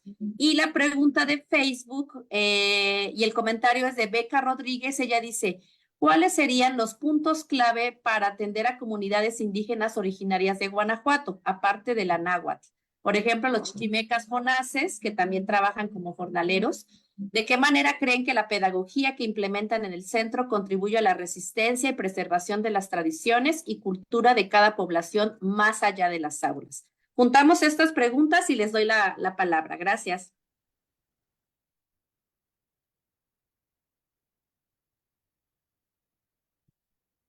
Ok, pues aquí yo creo que vuelve el punto, quienes están en el centro son quienes pueden responder esto. Ah, súper, ya, ¿verdad? Va, súper. Gracias. Acá andamos Fabi y yo también. Y pensamos en la primera pregunta que, bueno, traer al centro esta pauta, ¿no? Del acompañar desde las pedagogías críticas, nos invita a que cada territorio y cada experiencia es diversa. Entonces no tendríamos una fórmula de qué se espera en el aula, sino más bien una premisa sería no anularles, ¿no? Como escuchar lo que dicen las niñas y los niños, escuchar lo que dicen las familias y romper con las prácticas que les anulan, imponiendo una fórmula de lo que tendría que ser una educación, preguntarles cómo se aprende, cómo se enseña. Entonces yo diría eso, y también me pasaría la segunda, que me parece súper interesante, de la pedagogía de la ternura, ¿no? Cómo también se puede creer que los afectos no están presentes, y al menos en nuestra experiencia las formas de ternura y de compartir el amor están presentes minuto a minuto, ¿no? Las señoras traen a sus hijos o hijas cargados mientras cargan la arquilla de chiles completamente, o sea, muy pesada, ¿no? Y es el cuidado que está en tener al hijo o hija junto a ella, ¿no? Junto a su corazón, junto a su pecho. Los hermanos, hermanas, ¿no? Que traen a su hermanito más pequeño, a su hermanita más pequeño, la forma de cuidarse. Lo que ya decía también Fabi, ¿no? Los vínculos que existen entre los hermanos más chicos, las hermanas más grandes, el decir cómo ya comiste, ya tienes un lápiz, tú tienes plastilina, Yo creo que la pedagogía de la ternura nos invita a no dejar de actuar desde el amor, y yo creo que las familias jornaleras agrícolas lo hacen todo el tiempo, las niñas y los niños lo hacen todo el tiempo, y pues también desde ahí nos invitan a nosotras como acompañantes a hacerlo todo el tiempo. Y pensaba también en esto de que las expresiones afectivas pues son distintas también culturalmente, ¿no? O sea, como no hablamos el tunsavi, pero sí vemos pues la mirada, la caricia, el abrazo, y también no idealizamos, o sea, también pensamos que la violencia no solo está presente en las familias de las familias jornaleras, está presente en todo nuestro país. Totalmente. Solo que se les traslada a veces a ciertas poblaciones como esto, ¿no? Lo poco afectiva, lo violenta, etcétera, ¿no? Como todas estas narrativas que se reproducen. Y lo que nosotras hemos aprendido es eso, pues a mirar y a resignificar o lo que está pasando allí, como no dejar que se reproduzcan otras narrativas. Pensaba también en esto que compartía mi compañera, cuando las mamás piden o llevan a las niñas, a los que acaban de nacer o más pequeños, a la carpa. Hay una hora y dicen, yo vengo porque a tal hora le toca de comer, a tal hora vengo, o si no puedo venir, me lo llevas al surco como a mediodía, o a qué horas, y están muy pendientes, están muy presentes todo el tiempo, ¿no? De lo pasando. Compartirles también que hace algunos años intentamos hacer una casa de cuidado fuera de los campos agrícolas, porque pensábamos que era muy estratégico, ¿no? Que era un crucero y que allí pasaban a varias localidades y que ahí podían dejar a las niñas y a los niños. Y lo que las familias nos dijeron fue, no, nosotros queremos que vengan al campo porque ahí estamos nosotros trabajando y porque allí les vemos y allí también les cuidamos. O sea, como que no trasladan esto del cuidado. Todo el tiempo lo están haciendo, que estén cortando, ¿no? Sí, y también pensaba en esto, ¿no? De que es muy necesario y que las pedagogías críticas nos invitan a mirar los diversos contextos y a responder de maneras creativas. Como no podríamos decir que hay una receta, pero lo que sí coincido con Mayo es que parte de no anularles, ¿no? Y de no creer que porque son niñas y niños no saben, no tienen una experiencia, pueden dar cuenta de lo que pasa en la migración, incluso si les preguntamos, a ver, ¿cómo es esto que tú aprendiste? ¿Quién te enseñó a cortar?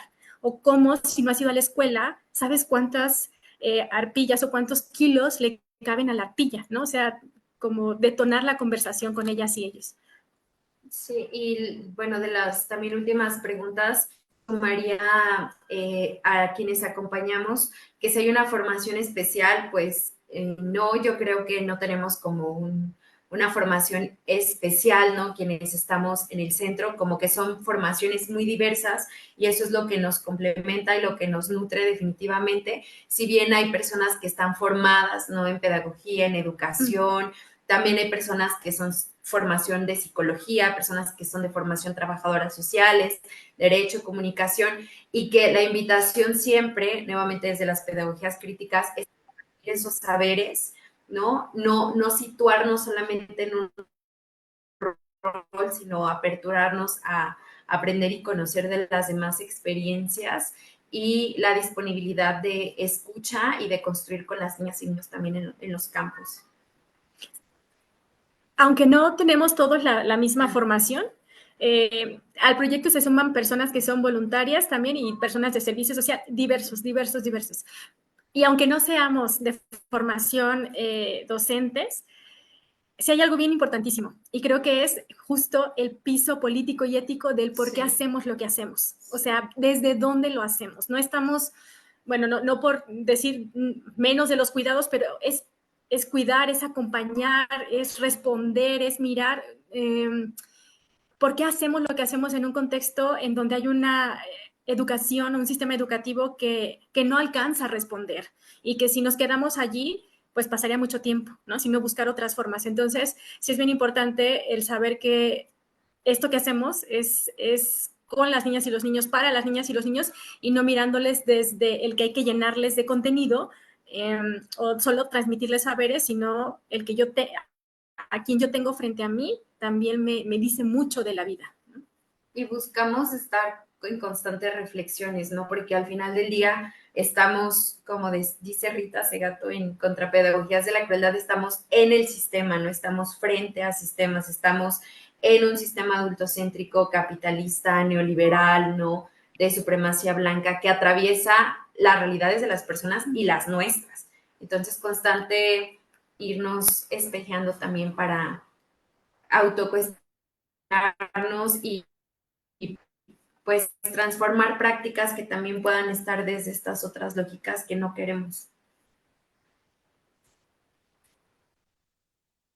Muy bien. Si hubiera algún otro comentario, gracias, compañeras. Si hubiera algún otro comentario en Facebook, parece ser que ya no tenemos, pero nada más como para cerrar.